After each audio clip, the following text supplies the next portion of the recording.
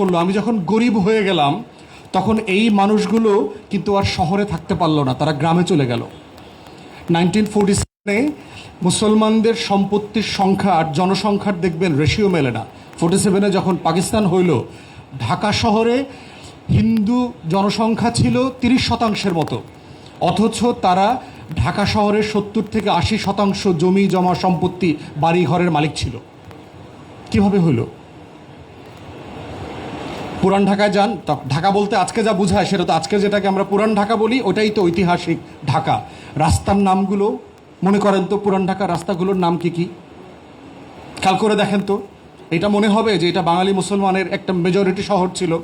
এখানে একসময় richest delta ছিল, এখানে এখানে আর্টিসান ছিল, ক্রাফটসম্যান ছিল, এখানে বড় বড় শিল্পপতি ব্যবসায়ীরা ছিল। মধ্য নাই, 100 বছরের ভিতরে এই পুরো জিনিস কলাপস করেছে। এখন একটা কমিউনিটিকে যখন আপনি অভাবী করে দিলেন, সেই কমিউনিটির লড়াইটা কি লেখাপড়াতে না পেটে ভাতে? একটা গরিব মানুষের লড়াইটা কি প্রতিদিন?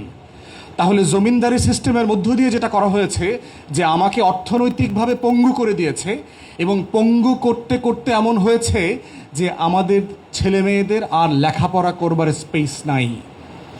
অথচ এই অঞ্চলের মানুষদের লেখাপড়া, লিটারেচার, গল্প, কবিতা, নাটক, 16th সেঞ্চুরিতে বাংলা ভাষার যত ডেভেলপমেন্ট, এটা তো সুলতানি আমলের শাসকদের, মুসলমান শাসকদের অধীনে হয়েছে।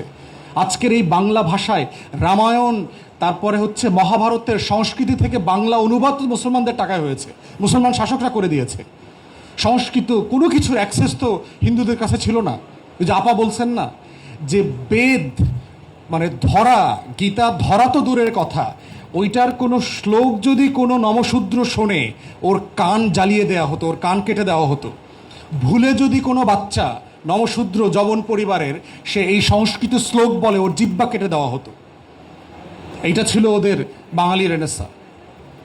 অতএব সেই জায়গায় হচ্ছে আলোচনাটা কোথায় আসছে ঢাকা বিশ্ববিদ্যালয়ে, যে আমার কলোনি আমাকে গরিব করে দিয়েছে, নতুন একটা শ্রেণীকে কর্মচারী থেকে মালিক বানিয়েছে।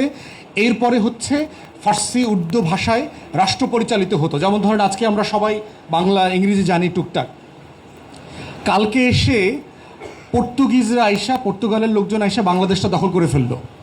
পরশুদিন জারি করলো যে এখন থেকে বাংলাদেশের ভাষা হচ্ছে অফিসিয়ালি দাপ্তরিক ভাষা হলো পর্তুগিজ। আমরা সবাই বেকার হয়ে যাব কিনা সাডেনলি? আপনি চিন্তা করে দেখেন তো, বাংলাদেশে যারা ডিসিএসপি আছে, সচিবালয়ে চাকরি করে, এই মানুষগুলি ওভারনাইট কি হয়ে যাবে? বেকার হয়ে যাবে না? এই মাসে তার পে স্কেলে বেতন বাড়ার কথা 50%, কিন্তু দেশ দখল হয়ে যাওয়ার কারণে তার আগামী মাসে কি হয়ে যাবে? সে বেকার হয়ে যাবে। তাহলে এই আমার অঞ্চলের ভাষা ছিল যেটা, যেই ভাষায় আমি চর্চা করতাম, আমার শিল্প সাহিত্য সংস্কৃতি ছিল, আমার উপর একটা ভাষা চাপিয়ে দেওয়া হলো। আমার বাংলাটাকে ক্রুক আপ করে সংস্কৃতাইজ করা হয়েছে, সংস্কৃত শব্দ দিয়ে বাংলা বানানো হয়েছে, যেই বাংলার সাথে আমার সাধারণ জবানি বাংলা, যেটা যে বাংলাতে মানুষ কথা বলতো, সেই জবানের সাথে মিল ছিল না। এরপরে চাপিয়ে দিল ইংলিশ, যেটা হচ্ছে ফার্সির বদলে দাপ্তরিক সকল ভাষাকে রিপ্লেস করে ফেললো। তাহলে আমার যে মধ্যবিত্ত শ্রেণী ছিল, যারা চাকরি বাকরি করতো, তারা ওভারনাইট বেকার হয়ে গেল না সবাই? তাহলে আমার কৃষি জমি চলে গেল, আমি ঢাকায় ছিলাম, আমার ব্যবসা বাণিজ্য ছিল, আমি অভাবের কারণে গ্রামে চলে গেলাম, আমি অভাবের কারণে ছেলে মেয়েকে লেখাপড়াইতে করাইতে পারছি না। আমাদের যারা কর্মচারী ছিল, রাজদরবারে বিভিন্ন জায়গায় চাকরি বাকরি করতো, তারা সাডেনলি বেকার হয়ে গেল। তাহলে একটু চোখ বন্ধ করে চিন্তা করেন তো, যে আমার কমিউনিটির অবস্থাটা কি, আসলে হালটা কি।